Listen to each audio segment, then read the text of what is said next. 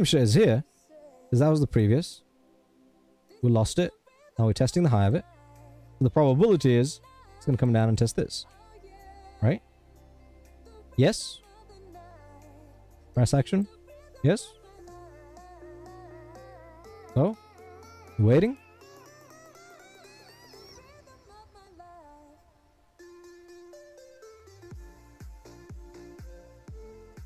That's why he's just waiting now. There's nothing to happen. There's nothing going on. He's just waiting. Let's just see what's happening, what's not happening. Now we're talking about probability. It doesn't mean that it's guaranteed to come down here. We could just keep pumping. Why? Because we have gained above. And there's the pump. Right? We have gained above, so we could just keep pumping. But we don't want to lose it. We don't want to lose it. So your stop loss is going to be here. Until proven otherwise.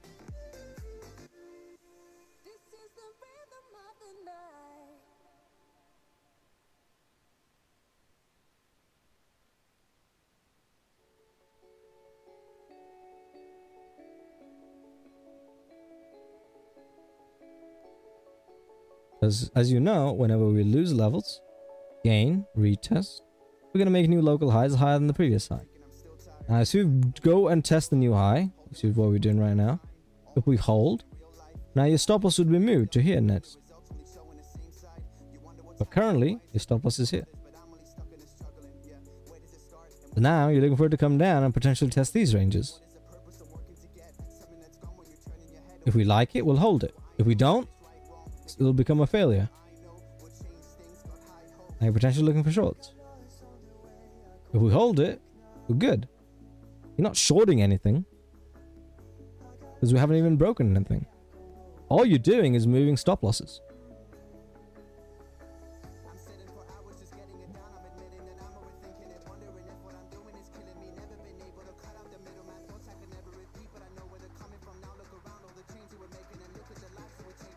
Yeah. So why is this one important is, like you said, because we gained it after we lost it. So, lost it, gained it, held it. So what's the next move? Probably continuation. Now, it doesn't mean that we're going to continue. It's not guaranteed.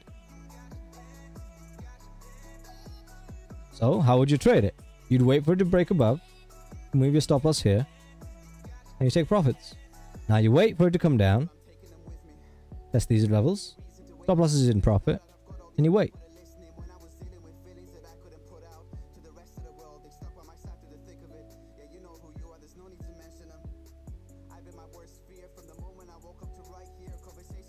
Anyway.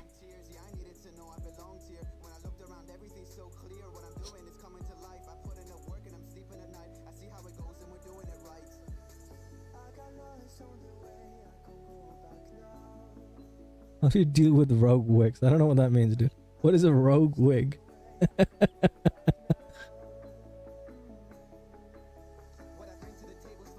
If you understand things correctly, if you do things correctly, the idea of a rogue wig is it's not a thing.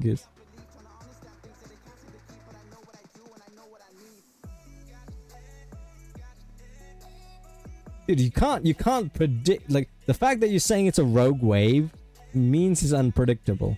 So you're trying to predict that's something unpredictable, right? If you're asking me how I would do it, I would disregard it. I would disregard it. I wouldn't look at such things. Because out of like 10 trades, maybe 2 of them would be rogue waves. Why do I need to care for 20% stuff where I can just use the 80% stuff to make money? Like, you know what I'm saying? And it's not even, like, most of the time it's not even 20%. It's probably like 3-4%, right? Wick. Sorry, not wave. Wick. Sorry. Yeah. Don't worry about something that has unlikely rationality. It's unlikely to happen, just the probability is low. If the probability is low, it's not really gonna matter. Yeah, you might get stopped out on this trade, but that's not the point. The point is the thousands of trades you will do, not the one trade you will do. It shouldn't matter in terms of your mentality, your thinking, your plan at all. So I just dismiss it. It doesn't even enter my head. I don't really care.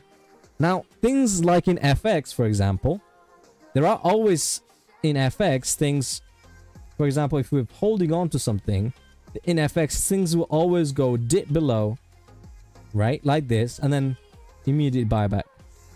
It happens a lot. Generally in FX, it's an FX move. Now, if you're saying, oh, how do you predict this? You don't need to predict it. You don't need to predict this.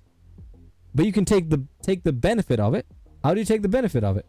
You would wait for it to gain and then immediately buy and ride this wave up. Because generally, there's always some sort of a delay when it comes up to test this. It might happen on the small time frame. You might miss out on the high time frame, so you might need to go to the small time frame to get these things. But there will mostly, like 80% of the time, will be something here where it can catch a trade up. Because if it wasn't, like, the only people who could have traded it would be people who wanted things to go down, dip below this, which is not really possible. So there's always other people who took that trade at that range. How did they predict it? The answer is they didn't. All they did was go to the small time frame, go to the small thing, and took this as an advantage, and then bought it.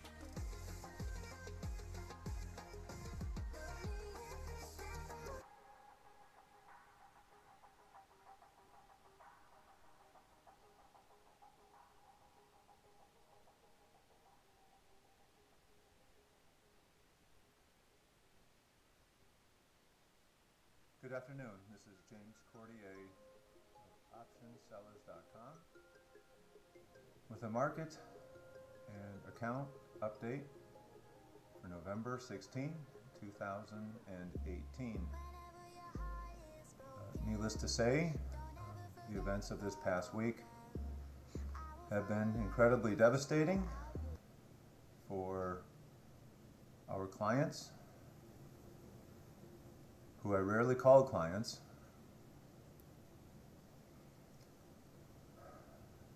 around the office, and sometimes on phone calls. I refer to our clients as family.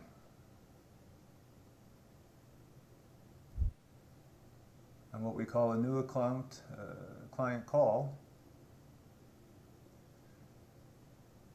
I often thanked and told the new client that we were so happy that you were joining our family.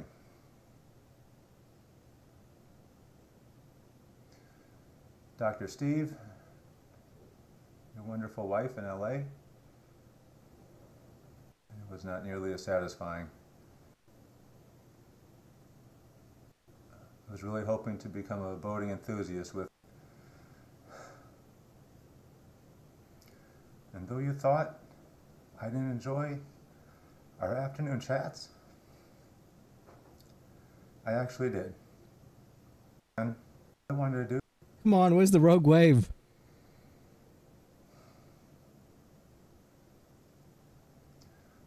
For the last several years, many people would ask, and I'm sorry that this rogue wave. There it is. Capsizer. You were my family. And I'm sorry that this rogue wave capsized our boat.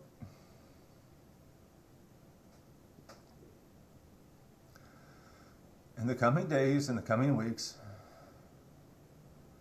our office doors will be open. Our phones will be answered. And any questions that you might have, my staff, Rosemary, every morning when I woke up. That's the rogue wave meme, right, guys? So, basically the story was he took a naked position What was it? What was the position he took? I think it was in natural gas, right? Does anyone remember what the position was? It was a naked position, but I can't remember what it was. It was natural gas, yeah, natty gas. I can't remember what it was. It was maybe was it short or long? I can't remember. It was shorted? Okay. It's shorted without like in heavy leverage, without any hedging of any kind. On natural gas. And he got wrecked. He lost, I don't know how much, but like 150 million, is that right? Yeah. He lost a lot. And he did that video with his Rolex, with his expensive looking, you know, tight, you know, cufflinks, right? With his nice little ring. And we found it hilarious. This is back in 2018. We found it absolutely hilarious.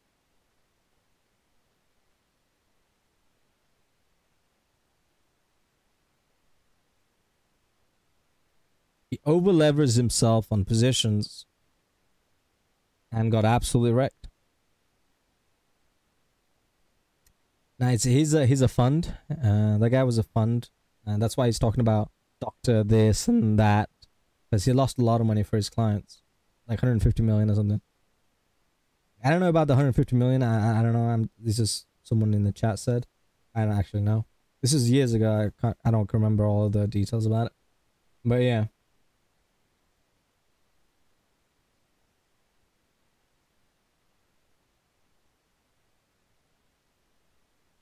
He made a video and he posted that video. No, it's not his money. No, it's his client's money.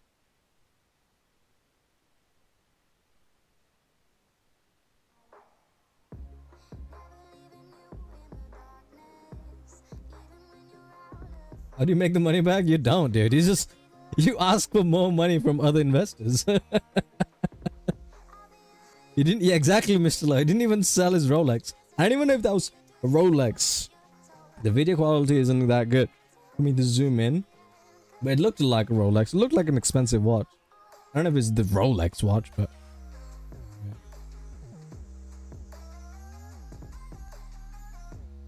It's probably Bolex, yeah.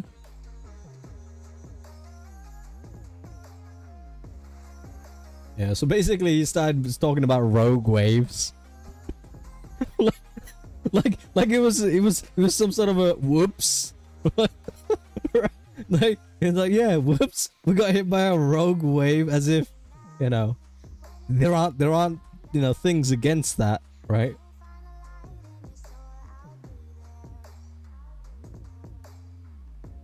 It's a Rogue X, yeah.